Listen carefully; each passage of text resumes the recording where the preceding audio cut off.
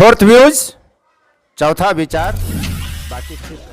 बिहार में भाजपा की त्रासदी गजब है और दूसरी तरफ नीतीश कुमार लगातार ताकतवर होते जा रहे हैं। सीबीआई ईडी का खेल छोड़ दीजिए, इसका बहुत फर्क नहीं पड़ना है, बल्कि भाजपा को यह नुकसान पहुंचाएगा।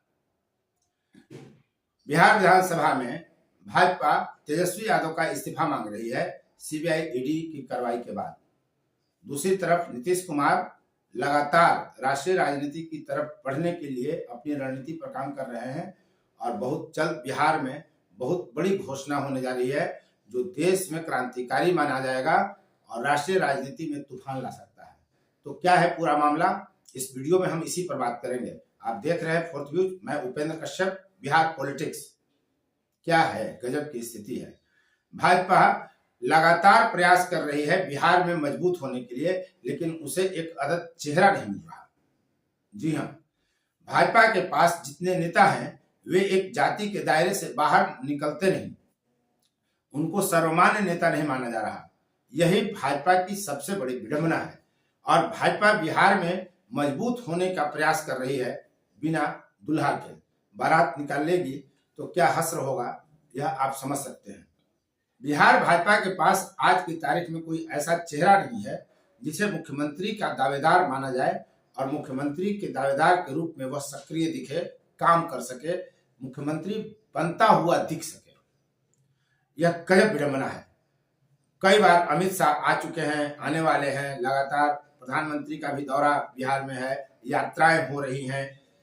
एक तरफ जहां असदुद्दीन ओवैसी और उपेंद्र कुशवाहा नीतीश कुमार के खिलाफ भाजपा की पृष्ठभूमि को, उसके फील्डिंग को सजा रहे हैं, मजबूत कर रहे हैं, तो दूसरी तरफ इसकी काट में नीतीश कुमार भी कम नहीं काम कर रहे हैं। और आने वाले दिन में गांधी मैदान इसका गवाह बन सकता है कि वे एक बड़ा ऐलान करेंगे और राष्ट्रीय राजनीति में अचानक से छा जाएंगे। फिर भाजपा के हाथ क्या लगेगा। आमतौर पे भाजपा के पक्ष में यह बात जा रही है कि वह हिंदूवादी संगठन है, हिंदूवादी पार्टी है, वो तमाम लोगों के साथ जुड़कर काम करेगी, नरेंद्र मोदी का नाम उसके साथ है। लेकिन बिहार के संदर्भ में जब साल भर बाद लोकसभा का चुनाव होगा और 2 साल लगभग बाद, 2.5 साल बाद विधानसभा का चुनाव होगा, तो सवाल तो यही है कि बिहार में भाजपा का चेहरा कौन। यह सब चलते रहेगा। लेकिन जो सीबीआई और ईडी का जिस तरह से इस्तेमाल लालू एंड फैमिली के खिलाफ भाजपा कर रही है, इसका बड़ा खामियाजा भाजपा को भुगतनी पड़ेगी। आमतौर पे बिहार का यादव भी यह मानता है कि बिहार में लालू प्रसाद यादव यानी तेजस्वी यादव की सरकार हो, नीतीश कुमार साथ रहे, कोई फर्क नहीं पड़ता। केंद्र में उसको भी भाजपा के अलावा कोई विकल्प नहीं दिखता और आमतौर पे एक बड़ा मानस ऐसा मानकर चलता है कि केंद्र में मोदी रहे। लेकिन जिस तरह से मोदी सरकार लगातार लालू प्रसाद यादव, तेजस्वी यादव की बहनों के खिलाफ कार्रवाई हो रही है, इससे यादव समाज एग्रेसिव हो रहा है और वो ज्यादा आक्रामक रूप से लालू प्रसाद यादव और तेजस्वी यादव के साथ जुड़ रहा है। इससे भाजपा को लोकसभा और विधानसभा दोनों ही चुनाव में नुकसान होता हुआ दिख रहा है, ऐसा राजनीतिक प्रेक्षकों का फिलहाल मानना है। दूसरी तरफ अगर आप देखें तो नीतीश कुमार क्या कर रहे हैं। जातीय जनगणना एक बड़ा हथियार इस देश में नीतीश कुमार बनाने जा रहे हैं। जुलाई अगस्त में जातीय आंकड़ा सामने आएगा। यह जातीय जनगणना नहीं बल्कि जातीय गणना है बिहार के संदर्भ में, सरकार के संदर्भ में, चूंकि जनगणना कराना केंद्र सरकार का काम है। बहरहाल दोनों के अर्थ लगभग एक ही निकलेंगे और जिसको जो करना है उस रिपोर्ट पर वही करेगा। तो नीतीश कुमार की जो रणनीति बन रही है, जो खबरें आ रही हैं मीडिया जगत में छनकर सत्ता के गलियारे से, उसमें बात ये आ रही है कि 15 अगस्त को गांधी मैदान से नीतीश कुमार बड़ा ऐलान कर सकते हैं। अब बड़ा ऐलान क्या हो सकता है, वे पिछड़ा, अति पिछड़ा का आरक्षण कोटा बढ़ाकर 50 से 55% तक कर सकते हैं बिहार में। यदि ऐसा होता है तो बिहार में आरक्षण का कोटा 80% तक पहुंच जाएगा। अब सवाल यह उठता है कि जो कैप लगाया गया है आरक्षण को लेकर, उसका भी कोई मायने अब रह नहीं गया है। आज तमिलनाडु समेत कई ऐसे प्रदेश हैं जहां 70%, 80% आरक्षण की व्यवस्था है। खुद केंद्र की सरकार में जो सवर्णों को आर्थिक आधार पर आरक्षण दिया गया, उसके बाद 60% का आरक्षण दायरा हो गया है, तो 50% आरक्षण वाला कैप गायब हो चुका है, ये माथे से उड़ चुका है, इसका बहुत फर्क नहीं पड़ता। फिर भी यह तय माना जा रहा है कि जब नीतीश कुमार इस तरह का कोई ऐलान करेंगे तो कोई न कोई सुप्रीम कोर्ट जा सकता है, सब कोई को जाने का अधिकार है। स्वाभाविक है कि भाजपा अपने लाभ और हानि को देखकर इसका विरोध या संतुलित समर्थन कर सकती है। नीतीश कुमार की जो योजना है, जो बात छन कर आ रही है, आरक्षण का गेम वे खेल सकते हैं। आपको याद होगा कि जब बिहार में चुनाव हो रहा था तो आरएसएस की तरफ से कहा गया, प्रमुख की तरफ से, कि आरक्षण की समीक्षा होनी चाहिए, इसको अपने अनुकूल बनाने में तब लालू यादव और नीतीश कुमार काफी सफल रहे थे और भाजपा की सीटें घट गई।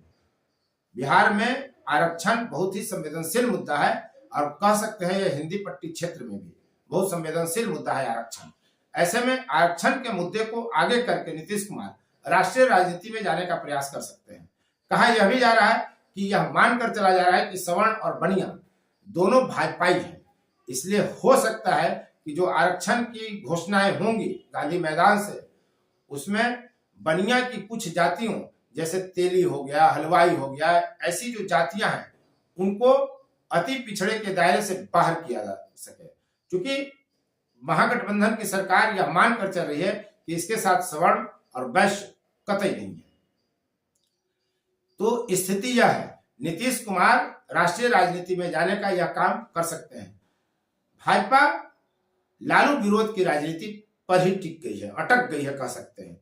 उसका घुरा फिरा कर उसकी जो राजनीति है वह लालू परिवार के विरोध पर ही टिकी हुई है। और इसीलिए हमने आपको बताया कि अभी जो वर्तमान स्थिति है बिहार में यादव समाज की, जो कार्रवाइयां हो रही हैं तेजस्वी यादव के खिलाफ, तेजस्वी की बहनों के खिलाफ, यादव समाज में यह साफ कहना है कि यदि कुछ गड़बड़ी हुई तो कार्रवाई क्यों नहीं होती। दूसरी बात, जब गड़बड़ी हुई तो इसमें लालू यादव के पुत्र पुत्रियों का क्या दोष है? और आप आधा किलो सोना दिखाते हैं, आम घरों में आधा किलो सोना मिल जाएगा, बहुत बड़ी आबादी ऐसी है जिसके यहाँ आधा किलो 1 किलो सोने का जेवर मिल जाएगा। अगर पूरे खानदान का जेवर एक जगह रख दिया जाए तो जेवर के प्रति भारतीय समाज आकर्षक रहा है। तो इस तरह की जो कार्रवाइयां की जा रही हैं भाजपा की तरफ से, कोई दो राय नहीं है कि सीबीआई और ईडी का इस्तेमाल भाजपा कर रही है। ऐसे में यादव समाज आक्रामक रूप से लालू प्रसाद एंड फैमिली के साथ जुड़ेगा और नतीजा यह होगा कि भाजपा को दांतों चने चबाने पड़ेंगे चुनावी राजनीति में, इसलिए कि उसकी जो राजनीति लालू केंद्रित हो गई है, लालू विरोध पर जो केंद्रित हो गई है, इसका नुकसान भाजपा को होगा और इसका लाभ निश्चित रूप से लालू एंड फैमिली को मिलने जा रहा है, राजद को मिलेगा, यह तय है। परिणाम चुनाव का चाहे जो हो।